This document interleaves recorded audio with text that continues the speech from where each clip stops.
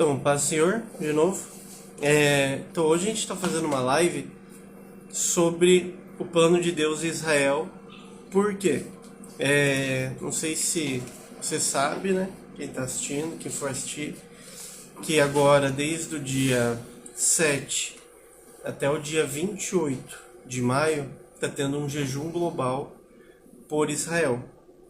Esse jejum ele foi encabeçado ali pelo Mike Bickle, do IHOP, mas assim, a gente estima ali que tem uns 5 milhões, né, de pessoas no mundo todo, de igrejas, comunidades, ministérios, intercedendo por Israel durante esse período. Então é um período de jejum de 21 dias e de oração e intercessão por Israel. Por quê? Porque a gente acredita que Israel ela está completamente ligado ao plano de Deus e que a volta de Jesus ela está conectada também com Israel. E a gente vai fazer essa live, é uma live que não é comprida, é mais alguns pontos, traz alguns versículos para a gente entender a importância de Israel no plano de Deus, na Bíblia, não só no Antigo Testamento, ali, porque a gente sabe que no Antigo Testamento tem Israel, é o povo hebreu, mas por que hoje, 2023, nós devemos orar por Israel? E por que Israel tem um papel fundamental no plano de Deus? Tá? Primeiro ponto, né, que a gente está muito acostumado com o que a gente chama de supercessacionismo, que é o que a gente vai chamar de teologia da substituição. Acho que dá pra pausar ali. Só pausa. Eu ia te perguntar se tá atrapalhando. Só pausa ela. Paz Senhor, gente, tudo bem? Então, estou começando a falar sobre Israel e o plano de Deus, tá? Então, provavelmente muitos de vocês estão acostumados com o que a gente chama de teologia da substituição. É uma teologia que a maioria muitas igrejas brasileiras, elas aderiram a isso, que é o quê? Se você já ouviu falar que a igreja é o novo Israel de Deus, que porque Israel rejeitou Deus, porque Israel matou Jesus, porque Israel rejeitou Jesus, então Deus ele trocou Israel pela igreja, e as promessas que tem no Antigo Testamento hoje são para a igreja e não para Israel. Israel foi rejeitado por Deus porque ele rejeitou Jesus. Isso, entre outras frases, tem muito a ver com a teologia da substituição, que é uma teologia onde a gente acredita que Deus realmente rejeita Israel, o povo de Deus, o povo judeu, e a igreja hoje é quem se torna o Israel de Deus. Deus está preocupado somente com o plano dele com a igreja, tá? E o que acontece? Não só esse tipo de teologia, tem um antissemitismo, né? Que é um preconceito contra um povo, e isso pode afetar de várias formas, né? Como a gente pensa, como a gente caminha, mas também isso está totalmente contrário ao que a Bíblia diz sobre Israel. E quando a gente não entende o plano de Deus, com certeza a gente vai começar a entender as coisas erradas e fazer ou entender que as coisas vão acontecer de uma forma diferente do que Deus planejou, tá? Então, para isso, primeiro a gente precisa entender o quê? Que Deus ele tem um plano e uma promessa para Israel que vai se cumprir até o final dos tempos, até a volta de Jesus. E que Deus não deixou essa promessa de lado, tá? Quando a gente fala de teologia da substituição, que foi o que eu estou comentando agora, tem homens tipo assim, de Deus que foram muito reconhecidos, mas que rejeitavam o povo judeu. Um exemplo é Lutero. Lutero tem nos seus escritos lá no final da vida, ele falando o seguinte: Lutero fala que o povo judeu merecia ser morto, que o povo judeu merecia ser morto, que as suas sinagogas deveriam ser queimadas, que as suas casas precisavam ser queimadas também, porque eles haviam rejeitado Jesus. E e ele fala que depois do diabo, o povo judeu é o segundo inimigo da igreja, o segundo inimigo da cristandade. Isso Lutero falando. Lutero, o que encabeçou a reforma protestante, os da 95 Teses. Lutero escreveu isso. E o muito interessante é que isso que Lutero escreveu, 500 anos depois, essa teologia de Lutero influenciou Hitler a exterminar o povo judeu. Então a gente tem que entender que esse tipo de teologia, ela tem um impacto muito grande em como a gente vê hoje as coisas acontecendo. Hoje, com certeza, você vê notícias sobre a região da Palestina, a gente vê notícia sobre Israel, sobre a Síria atacando Israel, e a gente vê muitas pessoas falando, não, Israel está errado, Israel está atacando, Israel não pode, naquele lugar não é de Israel, é ou não é de Israel, aquela terra, a quem que pertence aquela terra. Então hoje tem, na mídia mesmo, nas notícias, na cultura, esse antissemitismo e uma discussão muito grande sobre Israel. Se Israel é reconhecido como um Estado mesmo. Então tem várias questões sobre Israel. E isso que a gente vai falar hoje envolve isso. Por quê? Quando a gente entende que Israel foi rejeitado, a gente perde toda uma noção bíblica do que está acontecendo. Por quê? Quando a gente vai olhar para a Bíblia, mesmo no Novo Testamento, ou você vai lá para Apocalipse, para as profecias do fim, tudo está acontecendo em Israel. Tudo está acontecendo ali no Oriente Médio. E se a gente está falando que Deus rejeita Israel e agora o que importa é a igreja, por que na Bíblia está tudo acontecendo ainda, até mesmo no final dos tempos, Nova Jerusalém, vai ser tudo lá no Oriente Médio, se Deus rejeitou o povo de Israel? Então a gente precisa entender que Deus ele tem um plano com Israel. E quando que começou esse plano? A gente precisa entender porque isso começa desde a queda e da criação. Quando a gente vai lá para Gênesis 3,15, Gênesis 3,15 o que é? Gênesis 3,15 é o que a gente chama de proto-evangelho.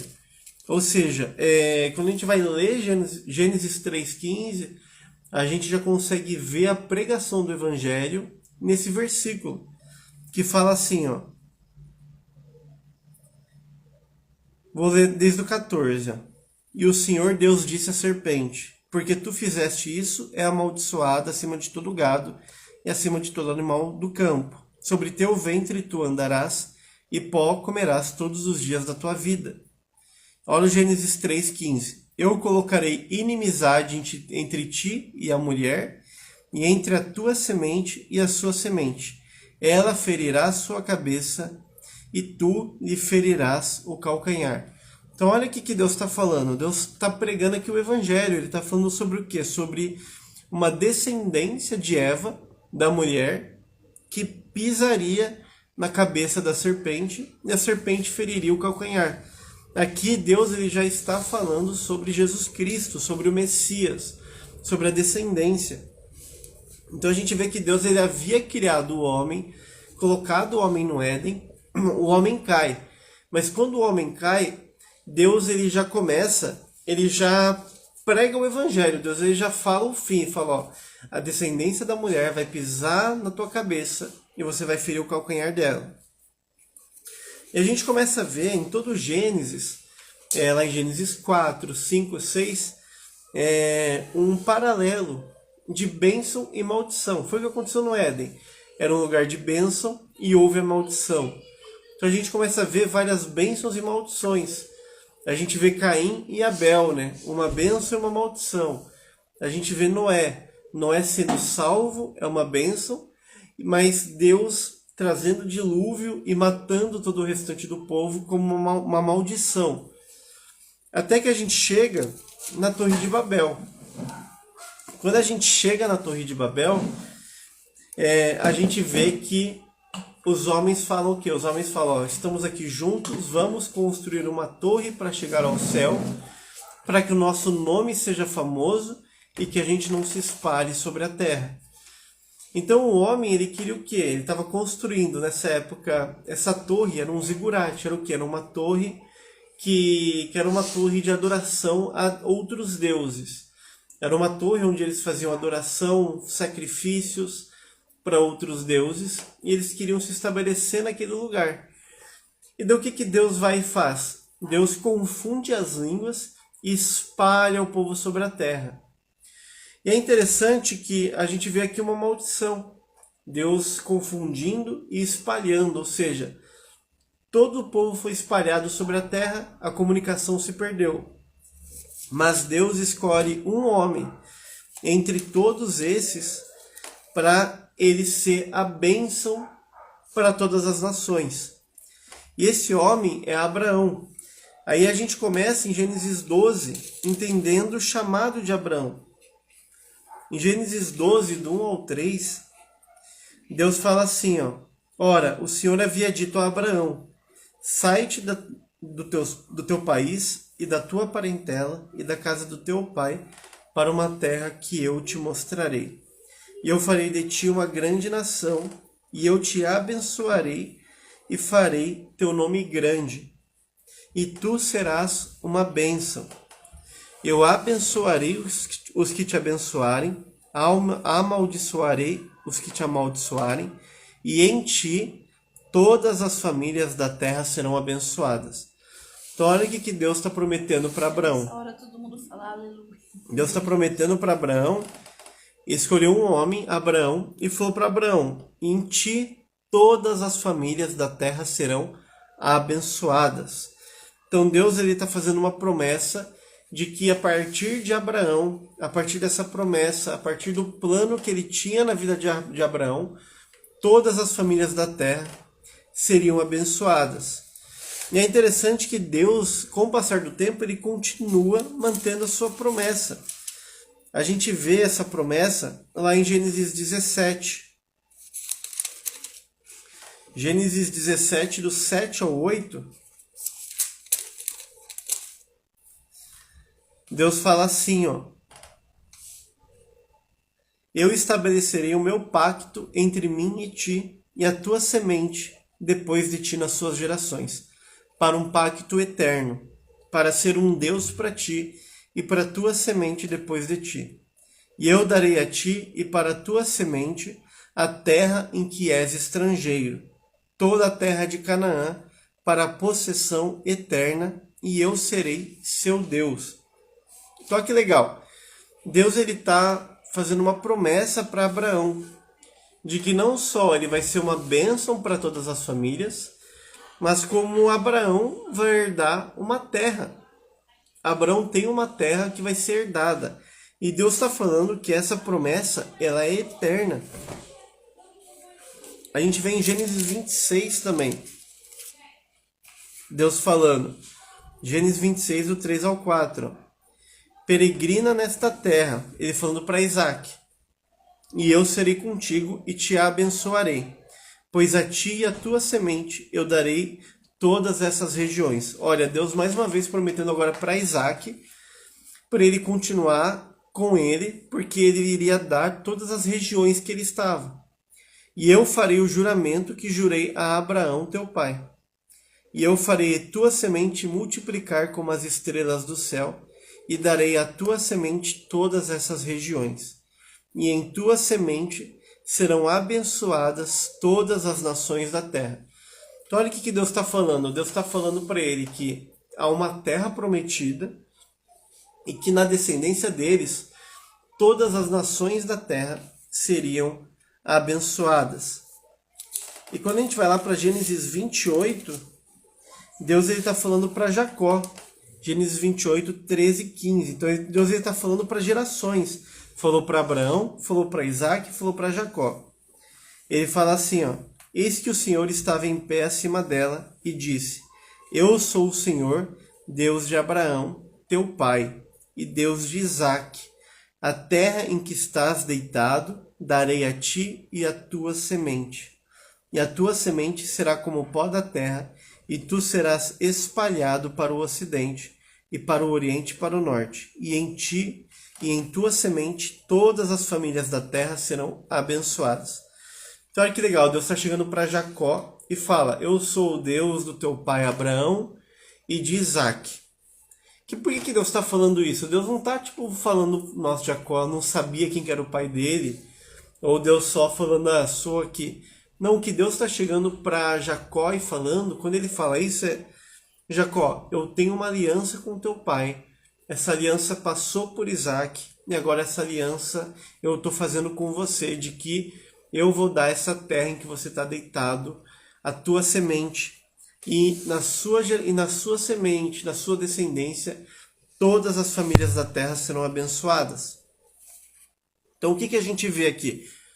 A gente entende que Deus, ele tem uma promessa para o povo de Israel. E essa promessa, ela não só envolve que todas as famílias da terra serão abençoadas através da sua semente. Isso a gente se vê cumprindo em Jesus Cristo. Jesus é a semente de Abraão, e a gente se vê isso se cumprindo com ele abençoando todas as famílias da terra.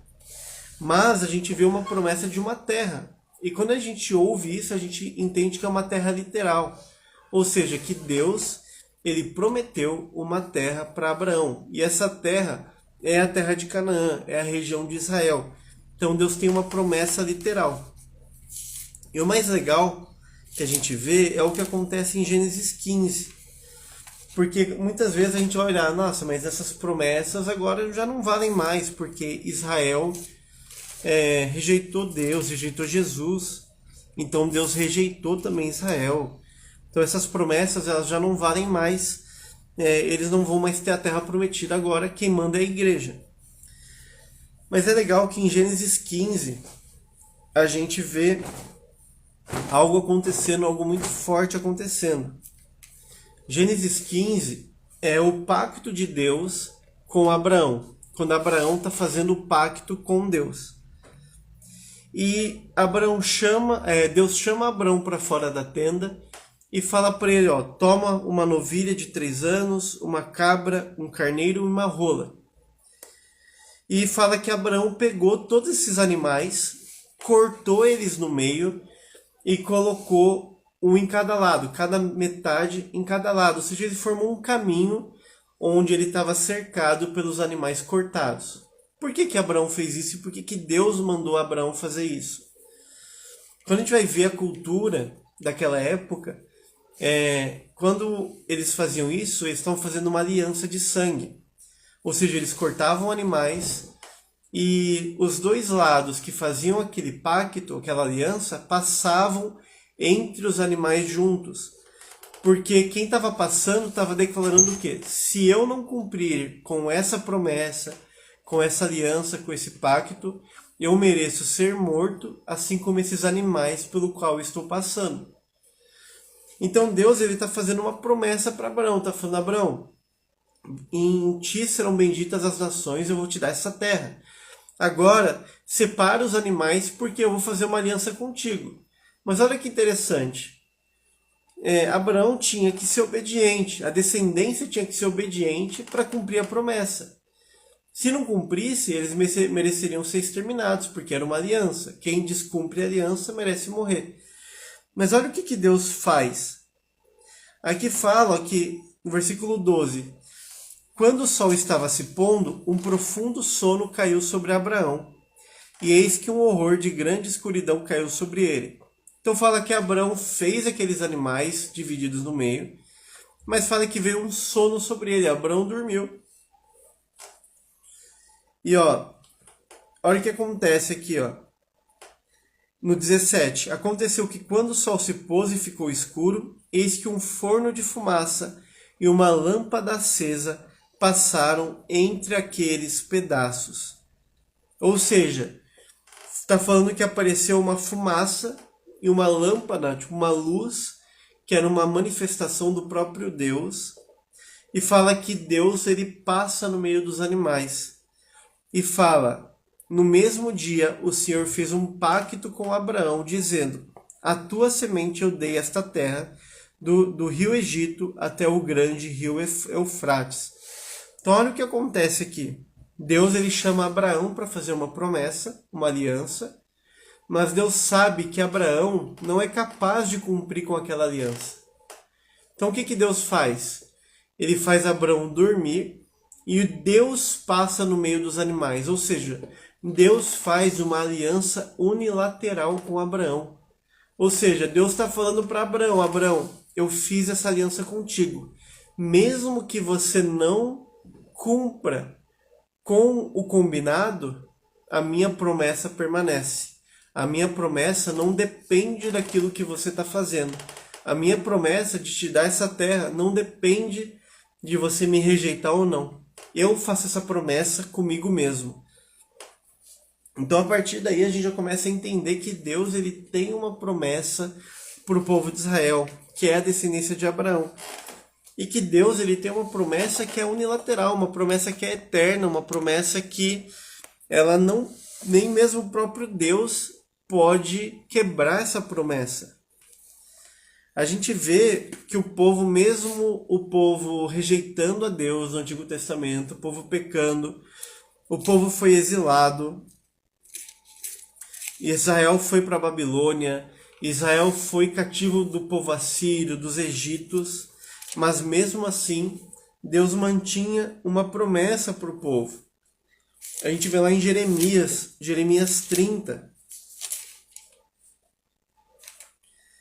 no 3, falando assim, Deus fala, porquanto, eis que vem dias, diz o Senhor, em que eu trarei novamente os cativos do meu povo Israel e Judá, diz o Senhor, e eu os farei retornar para a terra que eu dei para os seus pais, e eles a possuirão.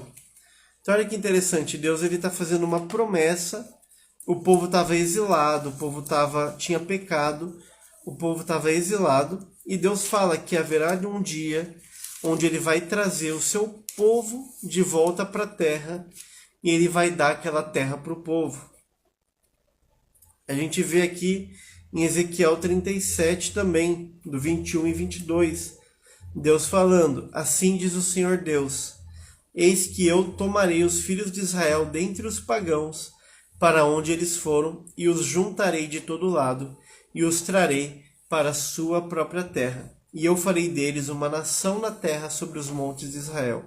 E um rei será rei para todos eles. E eles não serão mais duas nações, nem devem ser divididos em dois reinos. Então aqui a gente vê Deus ele fazendo uma promessa para o povo. Então aqui a gente já começa a entender que, olha o que Deus está falando, que vai constituir um rei para governar sobre Israel na sua terra. Esse rei quem que é? É o Messias, é Jesus Cristo. Então a gente começa a entender que o plano de Deus sobre Israel está envolvendo não só uma terra, mas está envolvendo o reinado do Messias. Está envolvendo Jesus Cristo governando sobre o povo judeu na terra prometida. Ou seja, isso está envolvendo os tempos do fim. Está envolvendo a volta de Jesus. Ou seja, na volta de Jesus, a terra será restaurada para o povo de Israel. Vai ser o tempo do cumprimento da promessa de Deus sobre o povo de Israel. E a gente vê Paulo falando isso. Paulo, quando ele começa a falar lá em Romanos sobre o povo judeu, ele fala, no Romanos 9, eu digo a verdade em Cristo, eu não minto. A minha consciência também me dá testemunho no Espírito Santo, que eu tenho grande pesar e contínua tristeza no meu coração, porque eu mesmo desejava ser amaldiçoado de Cristo por meus irmãos, meus parentes segundo a carne, que são israelitas. E olha o que Paulo fala, aos quais pertence a adoção e a glória, e os pactos, e a entrega da lei, e o serviço de Deus, e as promessas, dos quais são os pais, e dos quais, segundo a carne, veio Cristo, que é sobre todos, Deus bendito para sempre. Então Paulo está falando que ele tinha dores, um grande pesar, porque o povo havia rejeitado. Mas ele fala, porque é dos israelitas que são os pactos, a adoção. Ele fala que a entrega da lei, que as promessas são para o povo de Israel. Paulo não está chegando e falando, gente, eu estou triste porque Israel rejeitou e agora Deus está rejeitando também o seu povo. Não, Paulo está falando o seguinte, eu fico triste porque apesar de eles terem rejeitado, as promessas ainda são para eles. E Paulo, ele continua falando em Romanos 11. Ele fala, então eu digo, rejeitou Deus o seu povo? Paulo está perguntando, Deus rejeitou o seu povo? Olha o que ele fala, de forma alguma. Porque eu também sou israelita, da semente de Abraão, da tribo de Benjamim. Deus não rejeitou o seu povo, que antes conheceu. Ele fala aqui, mas o que lhe diz a resposta de Deus? Eu reservei para mim 7.000 homens que não dobraram os joelhos antes de Baal. Então Paulo, ele começa a falar sobre a salvação dos judeus. Aqui no versículo 11 ele fala, então eu digo, eles tropeçaram para que caíssem de forma alguma, mas antes pela sua queda a salvação veio aos gentios para provocar-lhes ciúmes. Então o que Paulo está falando? Paulo está falando que a queda de Israel, ou seja, eles terem rejeitado a Deus, foi para a salvação dos gentios, ou seja, a queda deles provocou a salvação dos gentios. E ele continua, ele fala, se a queda dos judeus é riqueza para o mundo, ou seja, se a queda deles trouxe riqueza para nós, ou seja, trouxe a salvação, Paulo fala, quanto mais a sua plenitude. Ou seja, o que Paulo está falando? Fala, gente, se os judeus terem rejeitado Jesus trouxe salvação para nós, gentios, quanto mais a salvação de Israel vai trazer plenitude, quanto mais glória isso vai ter, quanto mais glória isso vai significar para nós. Então a gente vê Paulo, aqui eu estou falando, gente, de forma bem resumida, tá bom? Isso aqui, se a gente for pegar... Eu tava pensando, eu acho que dá pra você depois... entrar nos pontos.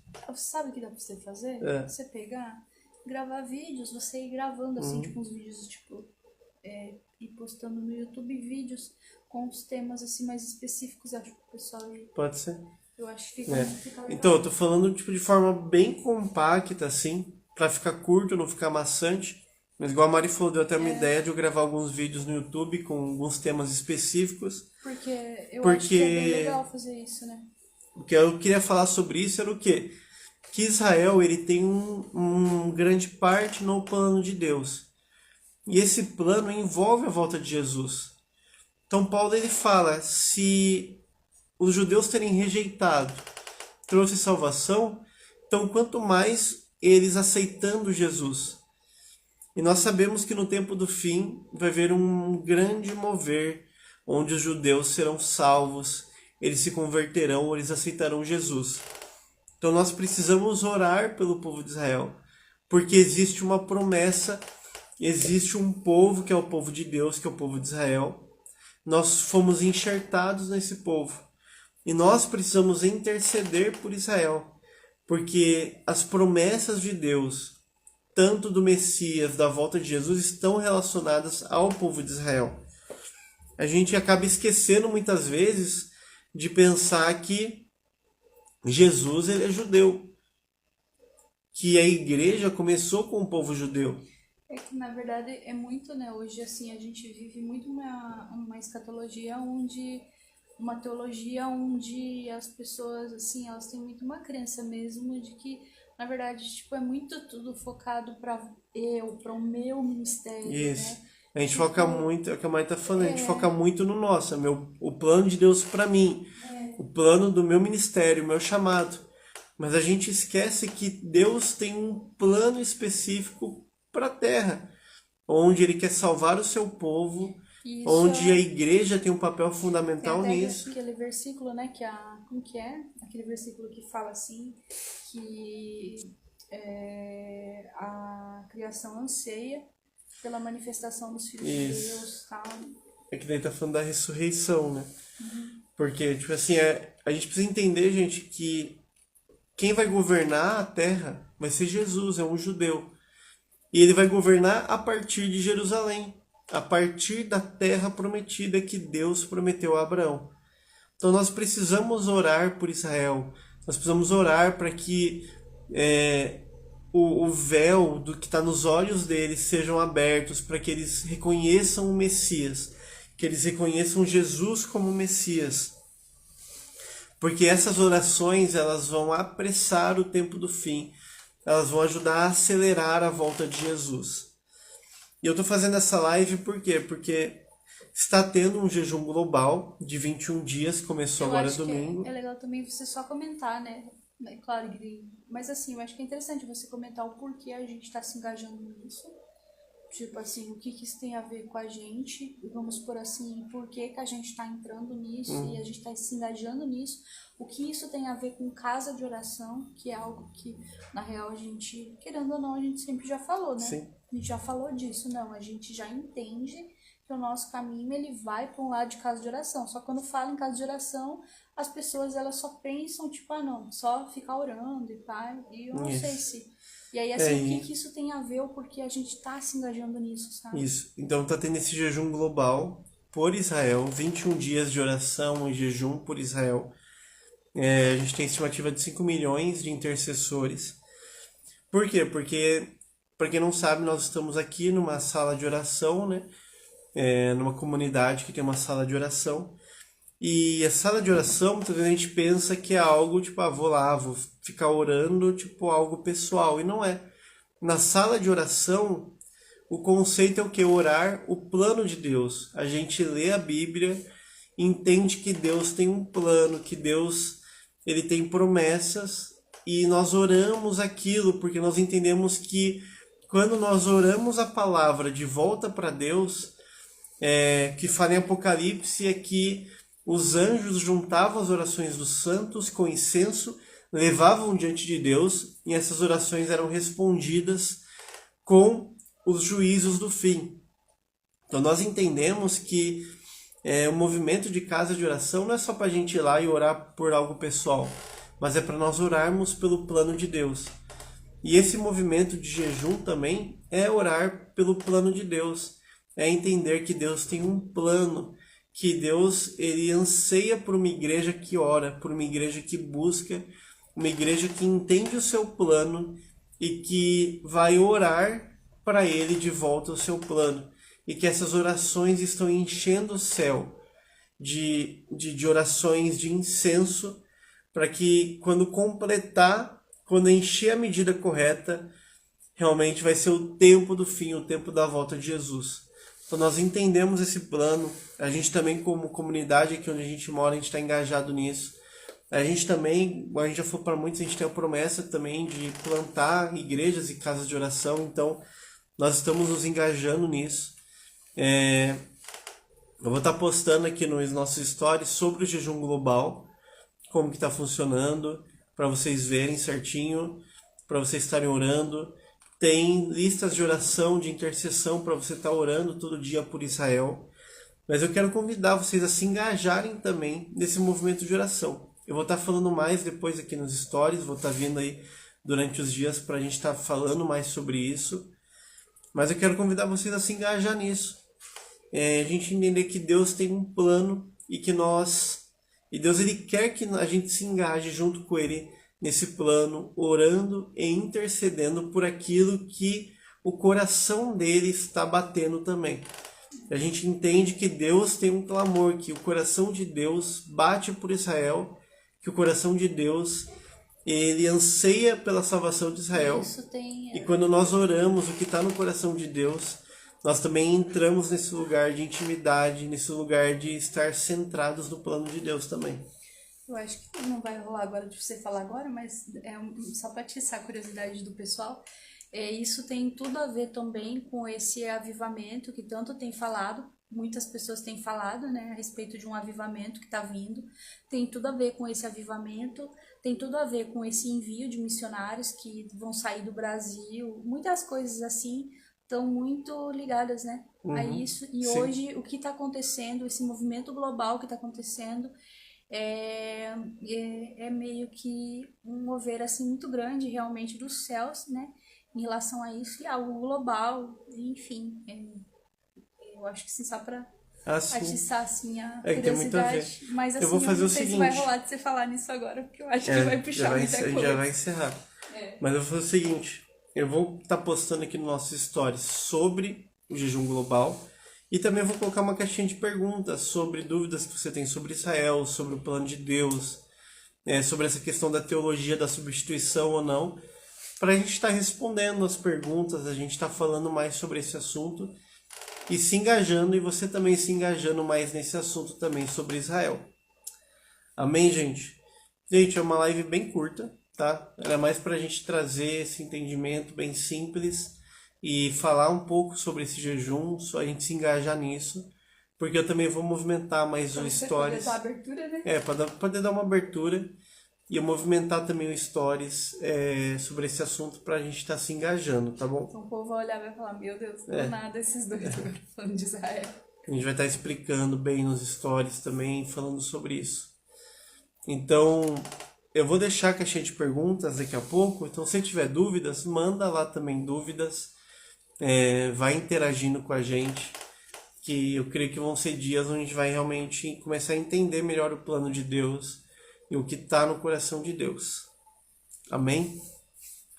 Quero só orar com vocês e fazer uma oração breve também e tá encerrando essa live, tá? Eu vou deixar salvo provavelmente no YouTube ou mesmo aqui no Instagram e daí a gente compartilha nos stories para quem não assistiu. Pai, em nome de Jesus, Pai, nós te agradecemos, Pai, por compartilhar o teu coração conosco, por o Senhor permitir com que a gente se engaje com aquilo que está no teu coração. E que o Senhor abra os olhos, Pai, do nosso homem interior, que nossos olhos, que nosso entendimento seja aberto para a gente enxergar o teu plano, enxergar a tua verdade. Que nosso coração ele seja alinhado contigo. Sim, Senhor. E que o Senhor abra os olhos também do teu povo, Pai. Sim, Deus. Que o Senhor levante uma igreja que intercede, que ora por Israel. Uma igreja que conhece o teu coração e ora aquilo que está no teu coração, Pai. Sim, Deus. Coloque em nós, Pai, um amor por aquilo que você ama, Pai. E um zelo por aquilo que o Senhor tem zelo também, Senhor. Em nome de Jesus. Amém? Vai ficar gravado sim, gente, tá? Eu vou estar encerrando aqui então, daí a gente vai deixar gravado, daí a gente vai mandar aqui nos stories, deixar a caixinha de pergunta também e tá compartilhando mais. E também a gente está na sala de oração durante o dia, então a gente vai estar postando aí os stories durante o dia para vocês estarem vendo como que tá esse movimento de oração aqui na sala também, tá bom? Deus abençoe, gente.